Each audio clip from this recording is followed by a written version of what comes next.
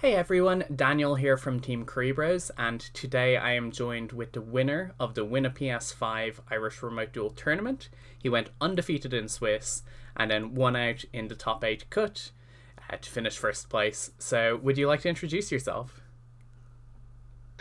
Yeah, so my name is Colm Carew. I played Virtual World for the PS5 event. I did pretty well. I got very lucky throughout the day. I was happy with my performance. Had a few interesting matchups. So yeah, it was a good day overall. Pretty long, 10 rounds, but yeah, it was good fun. Okay, and would you like to just get into the ratios so people can see kind of what you played? So I played a 41 card main deck, which was kind of a bit strange, but I'll go through the virtual worlds really quick. So I run three of all the good virtual worlds that do something. And then I played two Nyan, one 2-2. That's become standard. 2-2 didn't come up that often. So had I been running three Nyan, it wouldn't have made a big difference on the day. But sometimes 2-2 helps you play around Lancia. So that's pretty cool. Mhm. So that's kind of the main virtual world lineup that will kind of never change unless we ever get a new virtual world monster. So kind of the main interesting point of the deck is the hand trap lineup. So these are standard enough, the Ashes and Gamma. And then I opted to main three Lancia. The reason I opted to main Lancia was I kind of suspected I'd be playing a lot of Virtual Lord matchups, and I was actually wrong. I played two Virtual Lord matchups all day. But Lancia kind of comes up against Dragon Link a good bit. It's useless against Drytron. I suppose you could stop their Ava if you chain it on time. But realistically, what was cool about Lancia was if you draw Gamma Lancia, you can Gamma them, or Lancia, it doesn't matter in which order, as long as it's before the end phase. Then your Lancia or your Gamma will stay on your field on your turn. So then if you get access to a tuner or another level 6 monster, you have a play with the driver in order to either exceed summon or sink into a level 9. So that was kind of the cool play between like Lancia and Gamma, which kind of came up a good bit. So I was really happy with this hand trap lineup. Probably for a more locals event, I probably would have ran Ghost Spell or a Nibiru. But the thing about not running Nibiru was that if you're playing virtual against another virtual world player, if they have a Chuche live and you're playing virtual world, the Chuche can really hinder you. Whereas if they've only one VFD, you can sometimes kind of play around by just summoning Earths or just summoning Winds, depending on what attribute they call. So I was really worried about getting Chuche and that popping my stuff because that can really hurt. So if I have a Chuche, they don't. That kind of puts me in a good position. Mhm. So that was the hand trap lineup, and I was pretty happy with that. Cool. So just on to the spells. Spells are standard enough. Three, and three prosperity. I'll talk about that in a sec. Two foolish burial goods, E-Telly, and Call by the Grave. So these are self-explanatory. You obviously run three of each of the virtual world cards. So E-Telly, you kind of have to run. It's such a good extender, and it kind of stops you needing to normal summon sometimes. You can get out a Nyan or a Lulu, and then combo off from there, activating your other virtual worlds in hand. So that's obvious enough. So I opted to main Call by the Grave because it's just such an impactful card against the hand trap. And like when you're going to be getting Lancia, then you know you are. Because I saw other people were also maining Lancia on the day. So, and also it's really good if you can Call by the Grave your opponent's Hieratic Seal of Heavenly Spheres. It's like super impactful there because that's their kind of interruption and extender gone. So yeah, Call by the Grave is at one for a reason. So yeah, on to my other cards, the other ratios here. So I ran two Foolish Burial Goods and three of the new pot. So I played the Extravaganza there 2 weeks ago, and I got really punished by Desires. I banished all three of my Quinglong, and then I was just like, I'm not running Pot of Desires for the next event because I'm fairly burned by that. And so I'm a fan of banishing three off Pot of Prosperity because if you banish six, it probably will get ashed. And like I'm very bad at picking what six I definitely don't want to see for the remainder of the game, depending if I can shuffle them back or not with Nyan. So it helps you dig very deep for your like extra Lulu or City. And often like if you I hit a Lolo off it one game off the Pot of Prosperity, and it was like really impactful. So I must say like being able to pot a duality and still special summon on the same turn is pretty good. And two foolish burial goods because I couldn't run three. I don't think I changed these ratios. I know some people run two and two desires or two this and three goods, but I was kind of happy enough with these ratios. And then we get on to the trap lineup. So 2 Chuche and 1 Jianwu. So I actually played meta all day long, and I can go through my matchups later on, but I didn't run into any kind of back row decks or even any Zoo Eldritch. So in those cases, you may want your third Chuche, just because the grind and the ability to shuffle back cards into your deck, Chuche is really relevant. But on the day, this lined up really well. I expected it to be very meta because of the great prize at the end. So yeah, that's the main deck done. So go off to the extra now. So the extra is fairly standard. So your Shen, your Vermilion, Xiaofeng, Croc, 2 Cloud Castle, which I do agree with, 1 Stardust Charge and 1 Juju. I'm not running Coral Dragon. I was happy with that. I didn't need it all day. Usually there's a way of not needing Coral Dragon in different combos, or even just ending on like a Chuche Shen is still fine. So that was the Synchro lineup. So the Exceed lineup then. So I opted for 1 Gossip Shadow, 1 M7. M7 came up to be really good. 1 number 49. The one change from last time I played, I ran a Downward Magician this time. Last time I ran Elter Blatnir as a Zeus, as a Dragoon out. And this really came in clutch for me in a game against Drytron. He was playing Drytron Dragoon.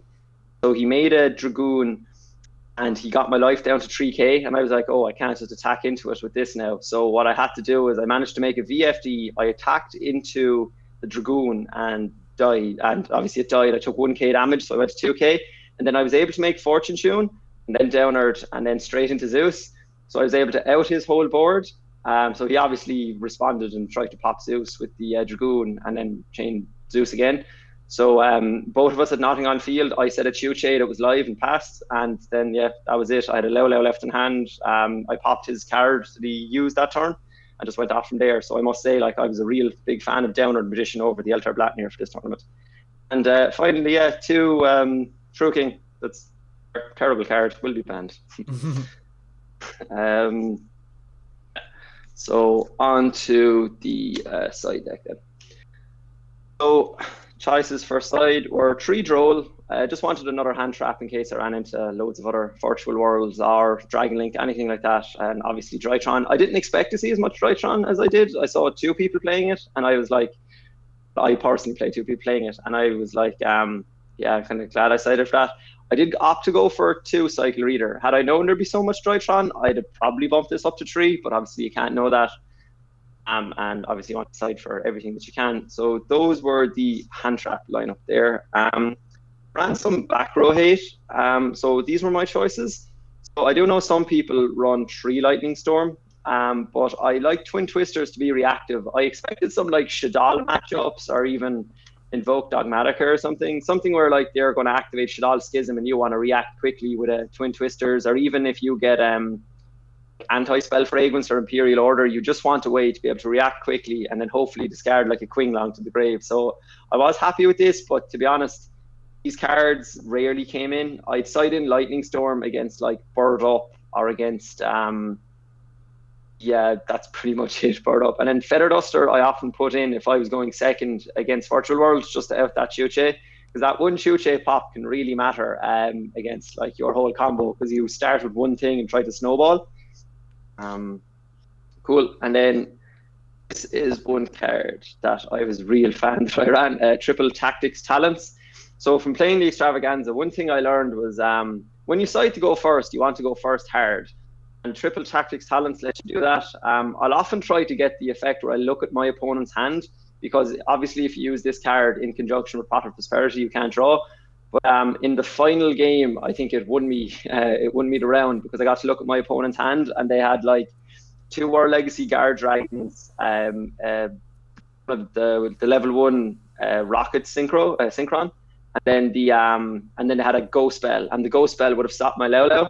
So I was really happy that I was able to resolve that, and then I was able to make the VFD, and yep, VFD wins games. And then onto traps, I opted to run 2 Imperms and a Mischief. Mischief of the Gnomes is obviously just to go first against Virtual World players. Never saw it, so irrelevant. The Imperm came up A good bit, surprisingly. I know it's not really a great hand trap at the moment, but against Bird Up, I just impermed after they one of their tri brigades after they banished 3 from Grave, and then yeah, they had to pass their turn, and then another turn against Drytron, they summoned a Cyber Petite Angel, I think, and went to add, and I just impermed and they had to pass. So I was like, yeah, that's pretty good. So those were so that's the whole ratio of the deck, side deck. So 41 main, 15 side, 15 extra. So just quickly with Mischief of the Gnomes, you're not playing Beatrice to send it to graveyard. Do you have any other ways to kind of get into it reliably, or? Yeah, so reliably, yeah, not particularly. You either draw into goods or you can prosperity for it. Like those are your options. You can prosperity into see it. It's really just if I draw it, I draw it. I don't really need it to beat Virtual World. Like if I'm going first, you should make your VFD and you should be able to play through. So yeah, like I'm very focused on control, I suppose, with the deck, as opposed to trying to like OTK by opponent, which was probably very obvious in some of my games. So yeah, I think the Mischief of the Gnomes is cool, but I don't think it's 100% necessary. Like you could totally take it out and like put in another imperm or anything else you wanted. Yeah, it was neat as opposed to it being like 100% necessary. It's just like another like nail in the coffin, really. But yeah, if you go first, you should make VFD. And if you're not making VFD, you're like in a kind of a bad spot, as that's what the kind of the deck wants to get to control your opponent's turn and just get to your game 3 and win it, or round your turn 3 and win out from there. So yeah. Did you have any particular reason that you chose Virtual World for this event, or was it kind of what you had, or what drove you this one? I thought it was the best deck, to be honest. I know Drytron is very scary, but like it loses really hard to droll. There's no hand trap that can guarantee you beating Virtual World. Lancia can stop a turn, so can Nibiru, but it's not necessarily always 100% true.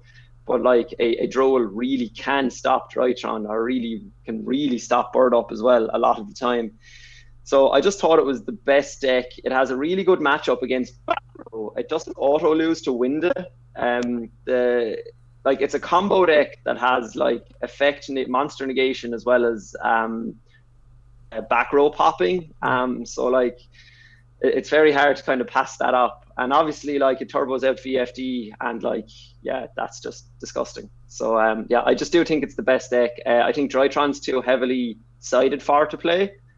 Obviously, it can still do really well, and yeah, every other deck I just don't think is as good. I think Bird Up is probably one of the third best decks at the moment, maybe, but it's kind of it's not great against Virtual World, because if you don't know you're playing against Virtual World and you summon out just a barrier statue and like you've no other interruption, you're just like, cool, I'll just summon a load of wins, because like everything in your like a lot of your synchros are wins. Gossip Shadow, like these are all wind monsters. And so like the statue does nothing. You're well able to out their entire board, like if all they have is a statue. So yeah, like the main worry of the deck, I suppose, is if your opponent has Appaloosa, but Appaloosa could be like similar enough to a Winda. If you draw the Virtual World City, or even so if you just get Virtual World City, you activate your Qinglong, you banish City and negate. Or one thing I did in tournament at one point was you just normal summon your Gigi, you attack into the Appaloosa, it dies, you activate Qinglong, you banish it, and then you negate the Appaloosa, and then from there on out you can just activate your other Virtual Worlds, target your Qinglong, and pop off from there. So I just think the deck has a lot of utility and versatility, like so. Aside from obviously VFD, it can obviously just negate and pop stuff and sit on that. So yeah, it's just the best deck in my opinion for now until the ban list. Did you have any interesting matchups during the day? Anything kind of exceptionally noteworthy? Yeah, I think the Drytron Dragoon was kind of the strangest one. Because I was kind of like, oh cool, he won't be able to end on much here. And when he ended on the Dragoon, I did have to put in a load of resources to out it. And it was the first time I had seen someone actually run Dragoon in Drytron. But other than that, my matchups was like I played 1 Bird Up, 3 Dragon Link, 2 Drytron, and 1 Virtual World in Swiss. And then in the top cut, it was 2 Dragon Link and 1 Virtual World. So the main surprise to me was that Dragon Link was so popular. I actually couldn't believe how popular Dragon Link was, because like they can end on very oppressive boards, but often if you hand trap them and they don't go optimally, they can just end on a spheres. And like you can usually just out of spheres with either using your Qinglong or just attacking into it. So I Lancia'd and Gama'd my opponent, and they could only end on a spheres, which is fair enough. Like still, like it's good to end on something when you go through 2 hand traps like that. But because I had both Driver and Gamma left on board, they just went to. I just went straight. I switched them to attack, went straight to battle phase, and just attacked into the spheres. And so I still had 4 cards left in hand to play off from there with in main phase 2, and they had no interruption. So yeah, Dragon Link was kind of the real surprise for me that so many people decided to play that, and that so few people played Virtual World. Do you think that Dragon Link kind of would be in the top kind of 3 to 4 decks of the format, or do you think it is just a case that like people weren't as familiar with it, so it performed better? Actually, that's a good point. I would have to put it up higher than I would have expected. Originally, I would have thought like a Zoo Eldritch or some variant like that would maybe be in the top 4, but I do think it's probably is Drytron, Virtual World, Dragon Link, and Bird Up at the moment, and then probably Eldritch variants to the 5th. So yeah, like it's basically Heretic Seal of Heavenly Spheres. It's just like amazing card. Like it's like really, really good. So I think that's kind of what I saw on the day is when you there was one game where I hand trapped a Dragon Link player 3 times and they still ended on like a Barload Savage Negate as well as the spheres, and I was like, cool, I have like 2 or 3 cards left now. That's definitely enough to kill me. Damn. So like it's really good at card advantage. But I think the problem with Dragon Link is that it will also, a lot of the cards you'd side for like Drytron and Virtual World will hit Dragon Link just as well. Mm-hmm. And then Dragon Link inherently doesn't have like a Mystic Mine out. And that's kind of another reason I'd pick Virtual World as the number 1. But yeah, like if you have all the cards, Dragon Link is definitely a fantastically like fun deck and like the best supported like typing in the game. So I think, do you have an invitational coming up? Are you playing in the first one, or are you due to play the second one? So I only entered the second extravaganza, so I'm due to play in April in whatever event they have at the end of April. So I'm kind of going to have to piece together what deck I might play for that, depending on the ban list. I know in the last extravaganza, a guy called Niall won with the Adamancipator deck, and I must say, like, I own nearly all the cards aside from a few prank kids for that, and I was like, yeah, I really like that deck, so I might try that. But yeah, so we'll have to see how that goes and how the ban list falls. Do you think, like, let's say hypothetically only True King is hit on the ban list, do you think Virtual World still has place in the meta, or like what do you think would kind of change if it was just VFD gone? Yeah, like without VFD you have to end on like Shen trap plus about 2 hand traps, and then it's still like perfectly good deck. Mm-hmm. But often like decks like Dragon Link will kind of just smoke it from there on out. Like yeah, like it's a super good combo control deck with a lot of like utility, but it doesn't have like, it's all 2 and 3 card combos minimum. Yeah. It doesn't have like the one card starters a lot of the other decks have.